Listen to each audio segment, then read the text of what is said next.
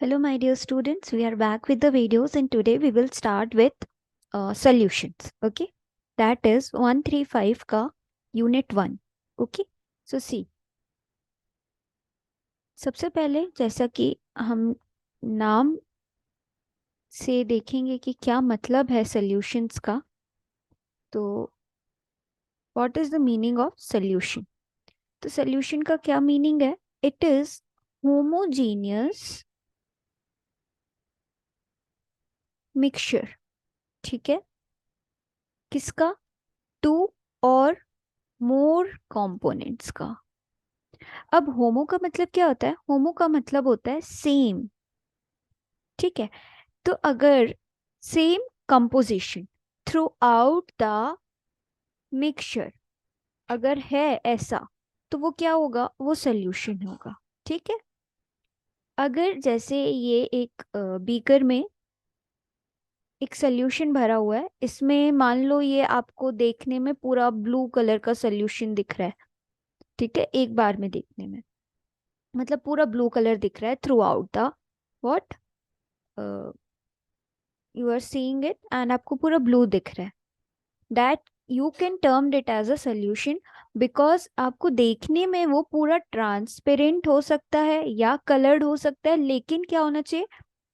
Colour है तो पूरा प्लेन कलर होना चाहिए. जैसे ब्लू है तो पूरा ब्लू होना चाहिए, ट्रांसपेरेंट है तो पूरा ट्रांसपेरेंट होना चाहिए, है ना? अलग अलग आप सेपरेट ना कर पाओ चीजों को. That thing is known as solution. Okay, अब सोल्यूशन में दो या दो से ज्यादा कंपोनेंट्स हो सकते हैं. अब क्या हो सकते हैं वो कंपोनेंट? तो सोल्यूशन में दो चीजें होती हैं, एक होता है सॉल्यूट, एक होता है सॉल्वेंट. ठीक है, अब मैंने बोला आपको कि ये सैंड और वाटर है. अगर इसमें मान लो सैंड है यहाँ पर और ये वाटर है, तो ये क्या आप इसको सोल्यूशन बोलोगे? No, it is not a solution now. Why? Because sand अलग ही दिख जाती है ना? पानी में नीचे बैठ जाती है वो जाके. ठीक है, तो क्यों बैठ जाती है? डेंसिटी ज्यादा है.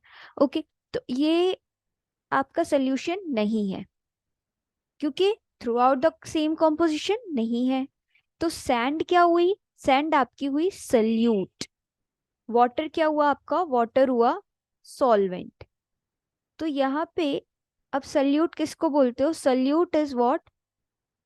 The part that is being dissolved. And solute जिसमें डिसॉल्व होता है वो होता है आपका solvent. So component which you are dissolving is solute, and in which you are dissolving is solvent. Now solvent is uh, usually more in quantity always, and solute की quantity कम होती है. ठीक है, एज कंपेयर टू सॉल्वेंट.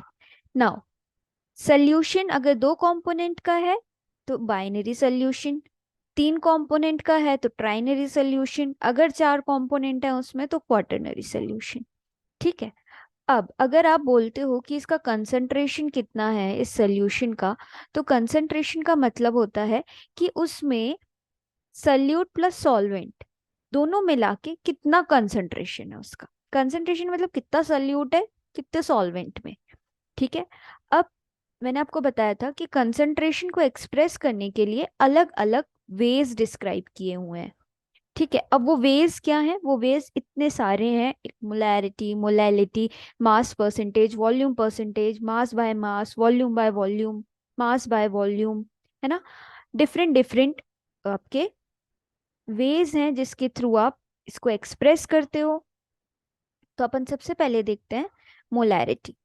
तो molarity क्या होता है? मोलैरिटी को आप कैपिटल एम से डिनोट करते हो, और मोलैरिटी का मतलब होता है number of moles of solute जो कि डिजॉल्व है 1 लीटर ऑफ सोल्यूशन में. और 1 लीटर का मतलब होता है 1000 ml.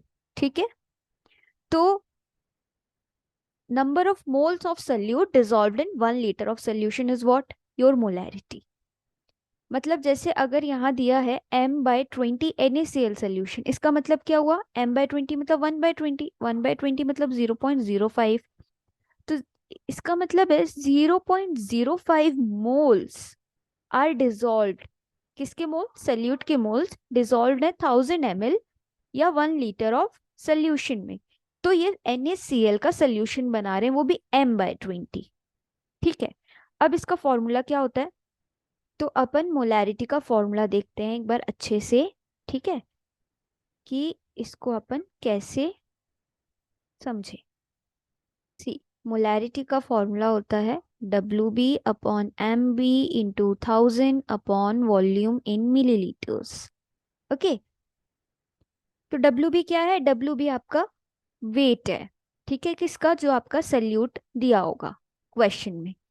MB क्या है, MB आपका मोलर मास है, जो आप कैलकुलेट करोगे किससे, फॉर्मूले से। जैसे C6H12O6 का कितना हो जाएगा, 6 × 12 + 12 + 6 ऑक्सीजन का 16 होता है। ऐसे करके जो आपका मास आएगा वो आएगा यहाँ नीचे। अब मान लो आपको दुआ है 10 ग्राम ग्लूकोज, तो 10 यहाँ आ गया, इसका मोलर मास आपका कैलकुलेट करके यहाँ आ गया, 1000 आ गया, और दिया हुआ है कि 200 ml वाटर में, तो यहाँ आ गया आपका 200, ठीक है। अच्छा, अगर ये लीटर्स में दिया हुआ है 2 लीटर्स, तो 1 लीटर इक्वल्स टू 1000 ml, तो ये हो गया 2000 ml, ठीक है। तो आप यहाँ 2000 रखोगे, क्यों, क्योंकि आपको ml में क्वांटिटी रखनी है। तो ये हो गया आपका मोलैरिटी, ठीक है। तो ये इसकी यूनिट क्या होगी, मोल्स पर लीटर, ठीक है। ये आपका हुआ मोलैरिटी को कैसे हम एक्सप्रेस करते हैं। अब आता है मोलैलिटी, तो मोलैलिटी को हम स्मॉल m से डिनोट करते हैं, स्मॉल m से, ठीक है। इसका मतलब होता है number of moles of solute dissolved in 1 kg of solvent. 1 kilogram solvent में कितने मोल्स डिजॉल्व्ड हैं सल्यूट के, ठीक है। अब उसके अकॉर्डिंग आप कैलकुलेट करते हो। जैसे यहाँ पे कैपिटल M/20 था, अगर यहाँ पे स्मॉल M/20 है, इसका मतलब जैसे यहाँ दिया है स्मॉल M/20 NaCl सोल्यूशन, मतलब हुआ कि 0.05 moles of NaCl aqua solution in 1 kg solvent, ठीक है। इसकी यूनिट थी मोल्स पर लीटर, क्योंकि यहाँ वॉल्यूम था, इसकी यूनिट है मोल्स पर केजी।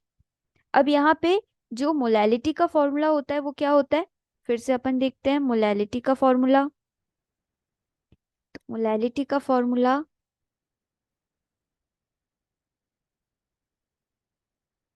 ये स्मॉल m WB/MB × 1000 अपॉन,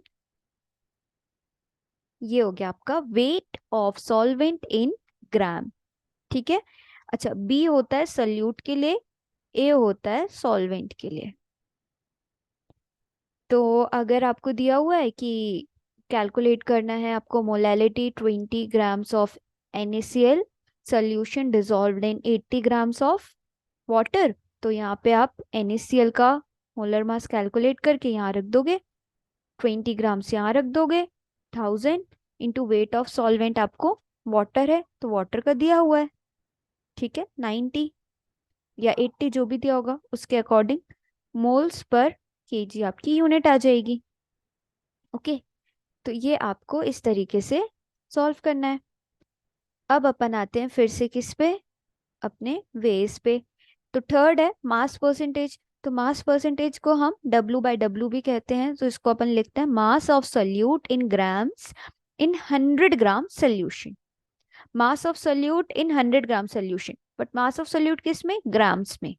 तो जैसे आपको 3% NaCl सोल्यूशन दिया है, तो इसका मतलब है 3 grams of NaCl solution is dissolved in 100 gram NaCl solution. क्योंकि ये मास परसेंटेज है, वो भी वेट बाय वेट है, तो दोनों को आपको ग्राम्स में या जिसमें भी ले रहे हो, बट वेट का यूनिट होना चाहिए। ओके, अब इसका फॉर्मूला क्या है, तो W/W का फॉर्मूला है WB/WA प्लस क्या दिया हुआ है, WB × 100, ठीक है। ये आपका वेट बाय वेट का फॉर्मूला है। अब वॉल्यूम परसेंटेज, तो वॉल्यूम परसेंटेज क्या हुआ, सल्यूट का वॉल्यूम इन 100 ml सोल्यूशन, ठीक है।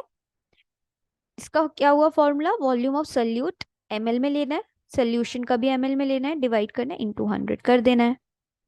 इसका फॉर्मूला है किसका, मास परसेंटेज का, WB/WA प्लस WB × 100, ये आपका मास परसेंटेज का फॉर्मूला है। अब आपको देखना है मास बाय वॉल्यूम परसेंटेज, तो मास बाय वॉल्यूम मतलब सल्यूट का जो मास है वो ग्राम्स में है और 100 ml सोल्यूशन में डिजोल्व है। ओके, तो इसमें से सबसे इंपॉर्टेंट जो था वो आपके स्टार्टिंग के दो थे, मोलैरिटी मोलैलिटी। इसके बाद आपका आएगा, ये आपका मास बाय वॉल्यूम का फॉर्मूला है। वेट लेना है आपको ऊपर सल्यूट का, और सोल्यूशन का वॉल्यूम लेना है और 1000 से इंटू कर देना है। ओके, देन आता है आपका पार्ट्स पर मिलियन। तो पार्ट्स पर मिलियन कभी कभी आपको डिफाइन करने आता है एग्जाम में। सो व्हाट इज पार्ट्स पर million? It is mass of solute, किसमें? ग्राम्स में, जो कि डिजोल्व्ड है 10⁻⁶ ग्राम्स ऑफ सोल्यूशन में। ठीक है, पार्ट्स पर मिलियन का फॉर्मूला होता है WB upon mass of solution, जो भी आपको सोल्यूशन दिया होगा, इनटू आपको करना है 10⁶ से। बेसिकली पार्ट्स पर मिलियन का मतलब क्या होता है कि कितना सल्यूट 1 मिलियन ग्राम्स में डिजोल्व्ड है। ठीक है, इसको अपन बोलते हैं, जैसे आपको सॉल्ट का निकालना है कि सी में कितना सॉल्ट है, पोल्यूशन कितना है एनवायरनमेंट में, तो ये सारी चीजें आप ppm में निकालते हो। फिर आप मोल फ्रैक्शन देखो, तो मोल फ्रैक्शन काफी इंपॉर्टेंट है, इसमें न्यूमेरिकल्स भी आते हैं। तो मोल फ्रैक्शन को अपन कैसे डिफाइन करते हैं? It is defined as ratio of moles of particular component divided by total moles of all the components. जैसे मैंने आपको बोला कि ग्लूकोज है और सुक्रोज है, इसका 10 ग्राम है और 20 ग्राम है, आपको निकालना है मोल फ्रैक्शन। मोल फ्रैक्शन मान लो आपको ग्लूकोज का निकालना है, तो आप क्या रखोगे? 10 अपॉन, क्योंकि ये तो इसका वेट दिया हुआ है, इसका मास कितना होगा इससे कैलकुलेट करोगे, C6H12O6 से जितना आएगा उसको यहाँ रखोगे। मान लो 180 आता है तो डिवाइड कर दिया, तो इससे आपके क्या आ रहे हैं? ये मोल्स आ रहे हैं ना, क्योंकि हमें तो रेशो मोल्स का ही लेना है। यहाँ पे भी आप रखोगे 10/180, फिर 20 रखोगे क्योंकि सुक्रोज का भी लेना है हमें, जितने कॉम्पोनेंट्स है सबको ऐड करना है। तो सुक्रोज के मोल्स कैसे निकालेंगे? 20 अपॉन सुक्रोज का भी फॉर्मूला क्या हो जाएगा? C12H22O11, उसका वेट रख देना यहाँ। तो क्या है, किस चीज का है? ग्लूकोज का। ऐसे ही आप सुक्रोज का भी निकाल लोगे, तो सुक्रोज का निकालोगे तो जिसका निकालते हो पहले उसको ऊपर रखते हो। ठीक है, फिर यहाँ 10/180, फिर यहाँ 20 बाय जितना भी इसका मास होगा। और अगर आपने एक कंपोनेंट का निकाल लिया है तो सुक्रोज का 1 - xg भी करोगे तो सुक्रोज का आ जाएगा। ठीक है, क्योंकि टोटल मोल फ्रैक्शन 1 के बराबर ही होता है। ओके, तो ये आपके वेज थे, डिफरेंट वेज जिसके थ्रू आप किसी कंसंट्रेशन को एक्सप्रेस कर सकते हो। ओके, अब अपन देखते हैं सॉलिबिलिटी। तो solubility of solids in liquid solutions पहला हमें देखना है। तो सॉलिबिलिटी को आप डिफाइन कैसे करते हो? सॉलिबिलिटी को कैसे डिफाइन करते हो कि मास ऑफ सल्यूट जो कि डिजॉल्व्ड है 100 ग्राम सॉल्वेंट में। ठीक है, ये इंपॉर्टेंट है डेफिनेशन सॉलिबिलिटी की, ये आती है। ठीक है, तो इट इज डिफाइंड एज कितना सल्यूट 100 ग्राम सॉल्वेंट में डिजोल्व किया आपने, वो हो गई सॉलिबिलिटी किसी भी सोल्यूशन की। अब ऐसे कौन से फैक्टर्स हैं जो सॉलिबिलिटी को अफेक्ट करते हैं? तो वो है नेचर ऑफ सॉल्यूट सॉल्वेंट और टेम्परेचर।